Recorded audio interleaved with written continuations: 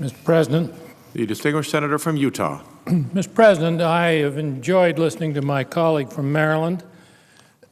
He says to us repeatedly the status quo is not acceptable, and I agree with that. I would point out to him that the bill that has been presented to us by the majority leader guarantees that the status will remain quo until 2014.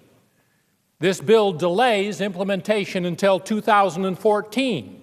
4 years, the status will remain quo. Would my colleague yield on that point? Pardon me? Would my colleague? I'd be happy to yield. Let me point out that much of the insurance reform takes effect immediately. The pre-existing conditions are dealt with immediately. The larger pools for those who can't find health coverage, that's done and implemented immediately. I understand that there are provisions of the bill that will start immediately, but the key provisions of the bill that cost significant money are postponed until 2014. Why? Because unless you make that postponement, you cannot get the score down to the point where it is in the majority leader's bill. The challenge is that the real cost of health care is substantially more than this bill demonstrates as it comes out of the Congressional Budget Office. Why? Because the Congressional Budget Office is required by law to give you costs over a 10-year period.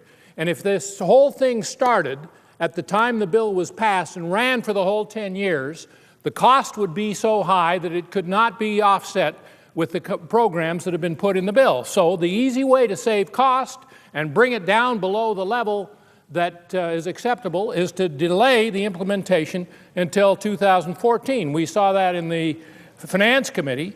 The Baucus bill moved the date of implementation from January 1st, 2013 to July 1st, 2013 to save money. And now the Reid bill moves it from July 1st, 2013 to January 1st, 2014, an entire year of additional, quote, savings. These are not savings at all. These are simply delay in the implementation and therefore delay in the expenditures. I want to move to the point that the senator from Mississippi was making with respect to the impact of this on the national debt and national deficit. The last time we had a budget from President Bush, the last Bush budget said that the total expenditures would be $3.1 trillion. President Obama's budget called for expenditures of $3.6 trillion, or $500 billion more. Okay. $500 billion more, you would assume, therefore, that the deficit that would occur would be roughly $500 billion more than the Bush deficit. But the last deficit of the Bush administration before the financial crisis hit us was $116 billion. That's 0.1 of the $3.1 trillion. And the first deficit of the Obama administration is $1.4 trillion. And you say, well, wait a minute, those numbers don't add up. And the reason they don't add up is this, Mr. President. We can control how much we spend, but we cannot control how much we take in. How much we take in is a function of the economy.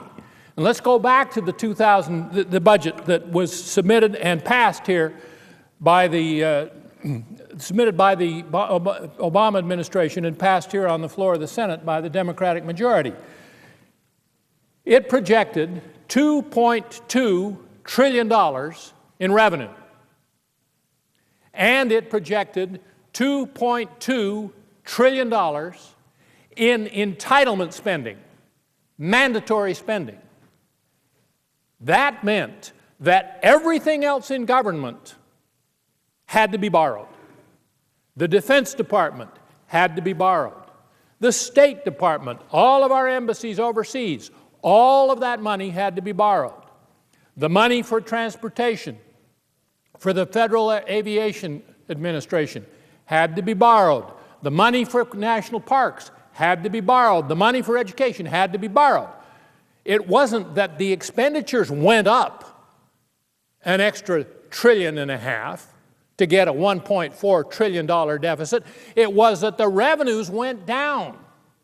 Yes, the expenditures did go up, as I said. The expenditures under the Obama budget went up roughly $500 billion from the expenditures under the Bush budget. But the big problem was the revenues went down at the same time. The cautionary tale that comes out of this is, again, Mr. President, we can control how much we spend, but we cannot control how much we get in. That is a function of the economy. Money does not come from the budget. Money comes from the economy. And when the economy is weak, as it is right now, you're going to have deficits no matter how big an effort you make to try to avoid them, because the money simply doesn't come in. The reason I make that point is because, back again to the numbers that we realized when we were debating the budget here, the money coming in was $2.2 trillion, and the money already committed in entitlement benefits that the Congress did not deal with in the appropriations process was $2.2 trillion. And what we will do if we pass the bill that the majority leader has introduced here, or will introduce here, is to increase the amount of mandatory spending. Increase the commitment of the federal government to make expenditures in the health care area that will be beyond the reach of the Appropriations Committee, will be going out whether we have the money coming in to pay for them or not. I know that the score out of CBO says that this will save money for the federal government. But let's get into the details of what the CEO had to say to see how much it would save and see why it would save. The CBO says this about the longer-term calculations with respect to this bill. A direct quote: "These longer-term calculations assume that the provisions are enacted and remain unchanged throughout the next 2 decades, which is not often the case for major legislation." Close quote. I think that's one of the understatements of the year, that major legislation does not often go unchanged for 2 decades. Congress will add goodies. Congress will delay some of the tax provisions here. We see that every year with respect to the legislation that is known around here as the doc fix. It's in the law right now that every year we cut reimbursement to doctors under Medicare. And every year the Congress comes in and says, well, we won't do it this year. The doc fix comes in and says, we will change this earlier situation. That means any score that depends on our not passing a doc fix is going to be wrong. And CBO themselves says that. Again, these longer-term calculations assume that the provisions are enacted and remain unchanged throughout the next 2 decades, which is often not the case for major legislation. All right, now, we keep hearing how the costs are going to come down. What does CBO have to say about that?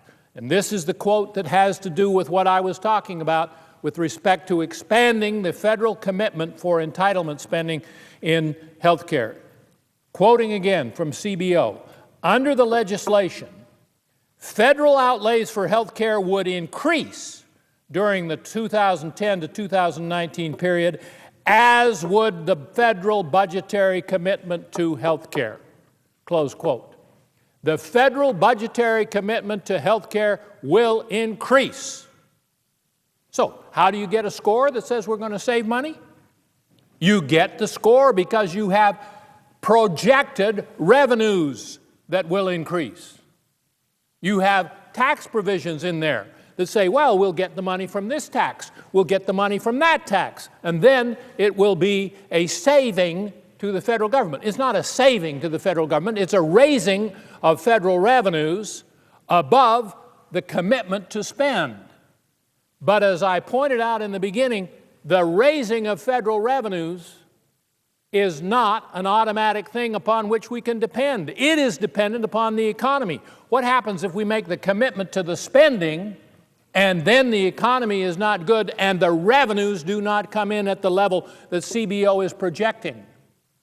And these are all assumptions that CBO is making, feeding into the computers. The computer cannot and does not project any kind of economic downturn, any kind of recession, any kind of problem. It just says, well, if you will get this number. And then they plug that number in, and that number says it'll be big enough to pay for all of this. But make no mistake, what CBO says on the side where we can control it, the spending side, it says it would increase the federal budgetary commitment to health care. So once again, we have an entitlement spending, we have the demand for money going out, going up, on the hope that the revenues coming in will somehow be greater than the amount going up, and therefore we can project that this will save the government money. How accurate has CBO been in the past with respect to the spending side? Well, we can go back to Lyndon Johnson and Joe Califano, who created Medicare in the first place, and take their original projections as to how much Medicare would cost.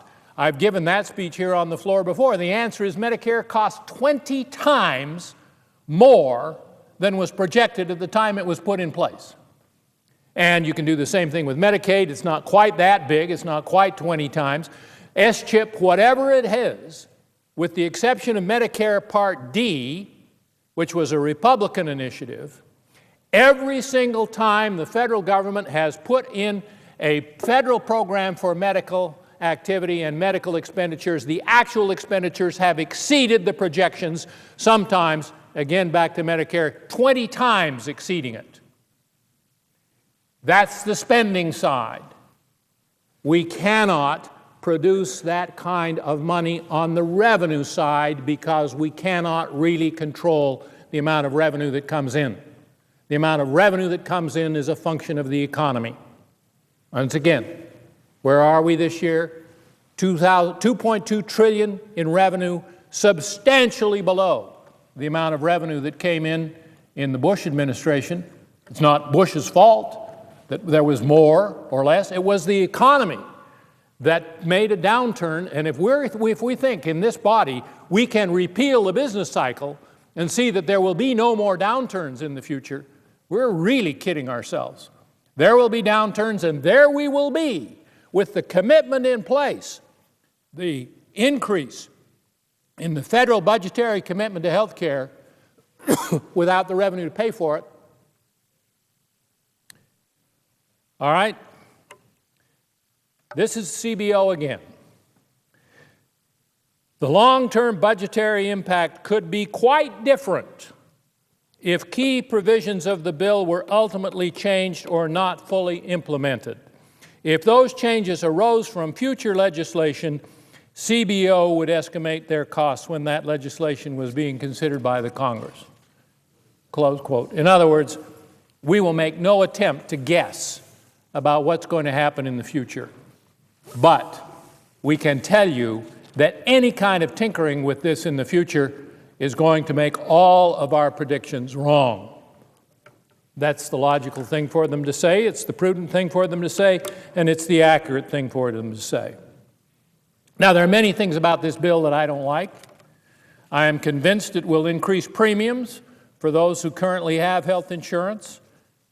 There's no way it can produce the kind of results that my friend from Maryland talked about of covering 30 million more people and cutting costs for everybody in Middle America without costing a lot more money someplace else.